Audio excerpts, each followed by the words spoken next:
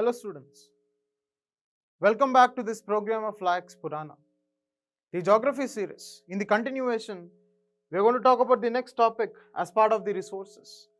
And we have seen different kinds of natural resources that might be your energy resource, that might be the oceanic resource. In today's session, we are going to specifically discuss about water resources. Trust me, my dear, in the process of UPSC, this water happens to be one of the very important topic for the reason that it will appear in any of your papers. It might be in your GS1, it might be in your GS2, it might be in your GS3, it might be in your GS4. Any of these papers you can never go or you can never undergo this process without writing an answer on water. Such an important topic.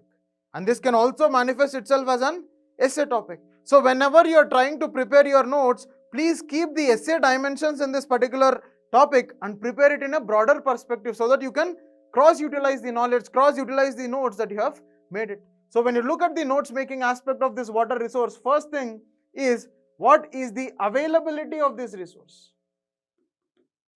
What is the availability of this resource in the context of the world, in the context of India?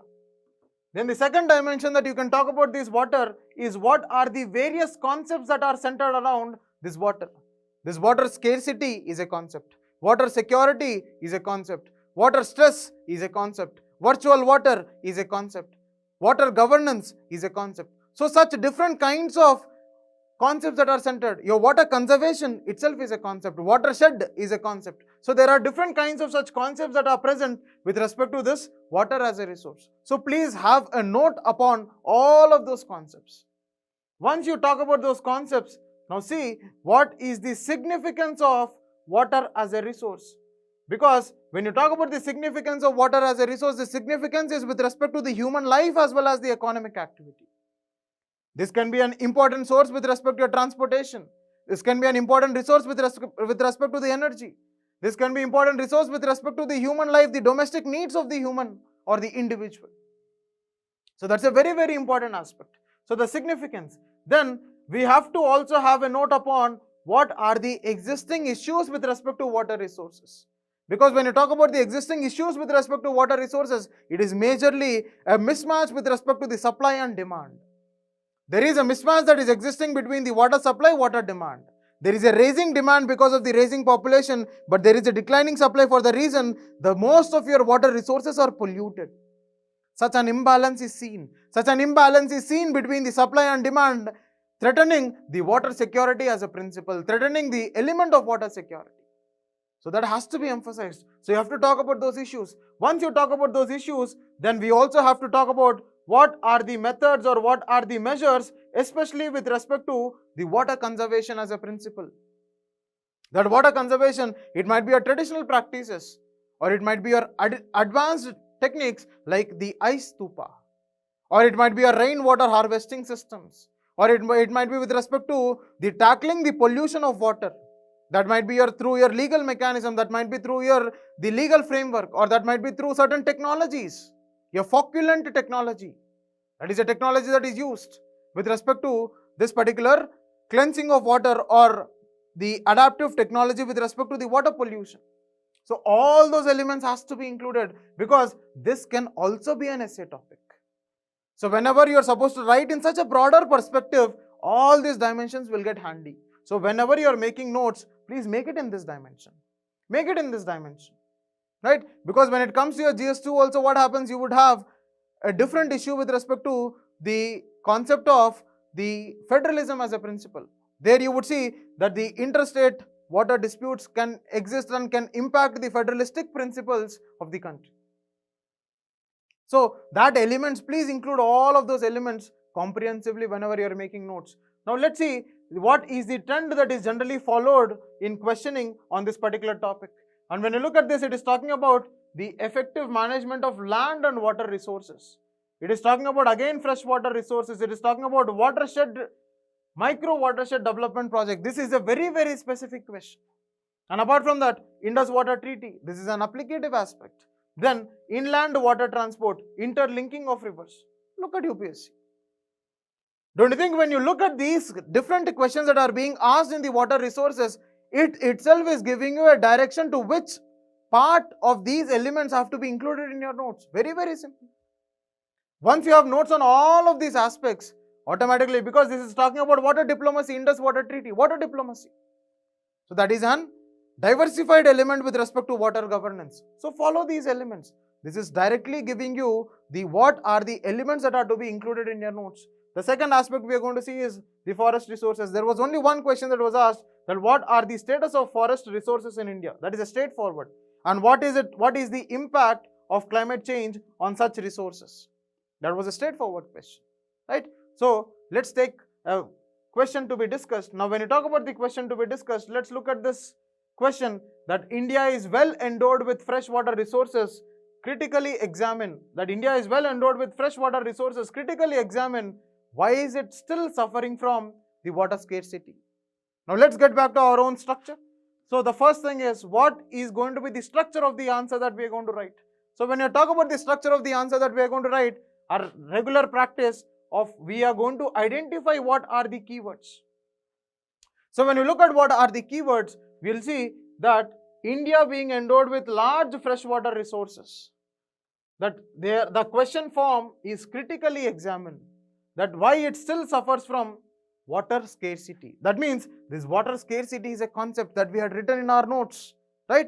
Then once we identified the keywords, now we have to see what is going to be the various subheadings that can be included as part of this answer. When we talk about these various subheadings that can be included, the first element can be that what is the status of freshwater resources in the context of India.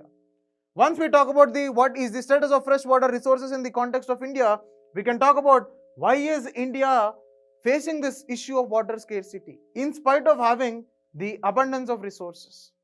Then once we talk about this, we have to talk about what are the measures that are available in tackling such issue, in tackling the dichotomy that although there are abundance of resources that are existing, but we are having water scarcity as an issue. We have to talk about that. The second element that we will see is what is the content of this particular answer. Now, when we talk about what is the content of this particular answer, simple. You can introduce that the per capita availability of water in India has been declining.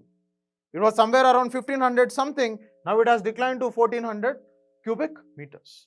Around 1400 cubic meters. That is a decline. Then apart from that, we have to see that what are the various freshwater resources that are existing. We know the proportion is around 17% of world population, but we are having only 4% of the world's freshwater. Then apart from that, we are having certain average rainfall, we are having certain perennial and seasonal rivers. Such kinds of sources of fresh water are existing, but still we are having this issue of water scarcity. Now, the fundamental reason why we are having this issue of water scarcity is one element is that there is an unequal distribution of water. That unequal distribution of water, when you look at your Himalayan riverine system, when you look at perennial or when you look at the peninsular riverine system, you see that the Himalayan riverine system is all perennial in nature. It is all glacial fed. It is all glacial fed. It is all perennial in nature. Whereas when you look at your peninsular region, it is all derived from different sources. It is not perennial in nature, except certain elements of Kaveri, other rivers are not perennial in nature. This kind of uneven distribution is seen. And you see a similar kind of condition that is existing in India. One side you are having drought, one side you are having flood. There is again an imbalance that is existing. Apart from this imbalance, you see that there is overpopulated cities. These overpopulated cities can affect the wetland capacity, can also lead to the water pollution. All these elements can be there. Apart from that, the inefficient irrigation techniques, the over-exploitative aspect of the irrigation techniques, the over-exploitative aspect, especially with respect to the groundwater usage, right? Then, because when you look at the Indian form of agriculture, it is all cereal-centric. When we look at Indian form of agriculture, it is all water-intensive cropping. It might be the rice or it might be the sugarcane, water-intensive cropping. Then apart from that, the poor water conservation measures. There is lack of awareness with respect to water conservation, with respect to the practices that are to be imbibed, especially with respect to your rainwater harvesting systems. That is an issue. Then apart from that, we also have the natural elements of pollution. That is, the natural elements of pollution, it might be with respect to arsenic. Regions like Bengal. Regions like Bengal are struck with this issue of the arsenic pollution. Then apart from that, the evolving issues of the climate change. With the vagaries of climate change, what is happening is you see the frequency of Indian monsoon, the intensity of Indian monsoon is being changed. For the reason that you know that there are certain causative factors of Indian monsoon, there are certain modifying factors of Indian monsoon. And when you look at the impact of climate change on Indian monsoon, you would see that the modifying factors are being changed to a larger extent, especially the phenomena of El Nino. There is a fluctuating phenomena with respect to this El Nino, and because of this El Nino having a negative correlation with Indian monsoon, you would see that Indian monsoon is affected. That is a major issue that is persisting. So because of all of these reasons, in spite of having a lot of fresh water resources, we are facing an issue of water scarcity. Now, in order to get over this particular issue of water scarcity, we have to talk about sustainable water measures. That might be your Jal Jeevan mission, that might be your smart water purifiers, or that might be with respect to recharging projects, or that might be the regulations that are imposed by cities like Chennai or Madras with respect to a compulsory rainwater harvesting system for every house. So those issues will ensure the sustainability aspect, because as per the composite water management index that is given by Niti Aayog, there is almost a loss of 6% of GDP because of the issue of water scarcity. Right? So that fundamentally indicates that how important is to go for the sustainable measures of conserving these water resources. Okay, so with that you can simply conclude, talk upon the water governance, talk upon taking the necessary examples from countries like the Estonia. Countries like Estonia will provide a good example, will provide a good precedence for water governance, water conservation and water management mechanisms. Right? That is the answer.